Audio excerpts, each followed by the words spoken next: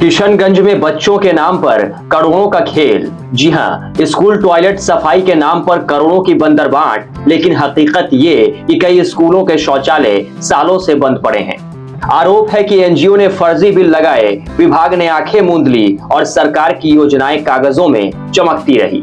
जमीन पर बदबू फैलती रही। इस घोटाले को जदयू विधायक गोपाल अग्रवाल ने उजागर किया है और अब सवाल ये कि आखिर बच्चों की सेहत और भविष्य के साथ किसके इशारे पर यह खिलवाड़ हुआ। किशनगंज के इस सरकारी स्कूल के शौचालय को देखिए, दरवाजा जंग खाया हुआ है, अंदर काई जम चुकी है, बदबू ऐसी कि कोई पास भी ना जा सके। लेकिन चौंकिएगा नहीं, इस शौचालय की हर महीने सफाई होती है कागजों पर।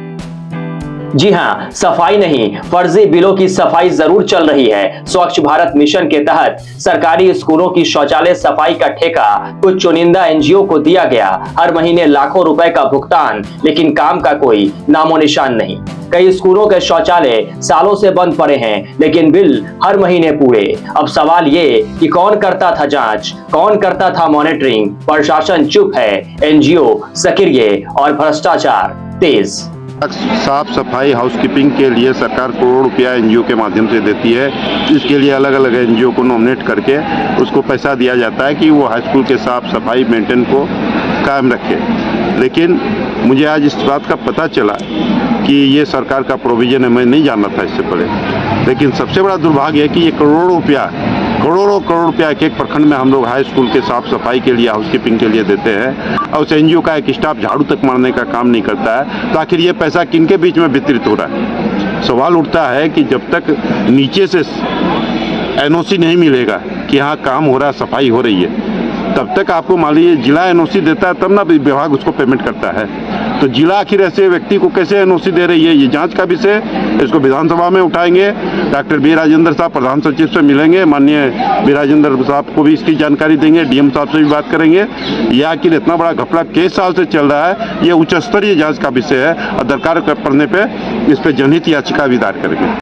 विधायक जी कह रहे हैं कि सिर्फ भ्रष्टाचार नहीं, ये बच्चों के भविष्य के साथ खिलवाड़ है। बच्चियां गंदगी की वजह से स्कूल नहीं आ पा रही। हमने उच्च स्तरीय जांच की मांग की है। विधायक की बातों में दम दिखता है, क्योंकि ग्राउंड पर हकीकत कुछ और ही है। न एनजीओ कभी आया, न कोई सफाई हुई, लेकिन सरकारी खजाने से करोड़ों निकलते गए। किसके इशारे पर, किसकी शह पर, यह बड़ा सवाल है। जहाँ तक एनजीओ से जो साफ सफाई की बात है, हम लोग डायरेक्ट एनजीओ से बिल नहीं लेते हैं, हम लोग प्रखंड शिक्षा पदाधिकारी से बिल लेते हैं और यह उनकी ड्यूटी होती है कि किस स्कूल में साफ सफाई हुई है उतना ही बिल वो हमारे जिला में भेजते हैं। उसके आधार पर पेमेंट हम लोग करते हैं। अगर ऐसा होता है कि बिना साफ सफाई किए अगर बिल आ रहा है तो संबंधित बीओ और संबंधित एजेंसी से हम लोग शोकॉज करेंगे और देखते हैं क्या स्थिति है। जिला शिक्षा पदाधिकारी नासिर हुसैन का कहना है कि बिल हमारे पास प्रखंड शिक्षा पदाधिकारी से पास से आता है, सीधे एनजीओ से नहीं। अगर बिना सफाई के बिल पास हुआ तो बीओ और एनजीओ दोनों को शोकॉज किया जाएगा।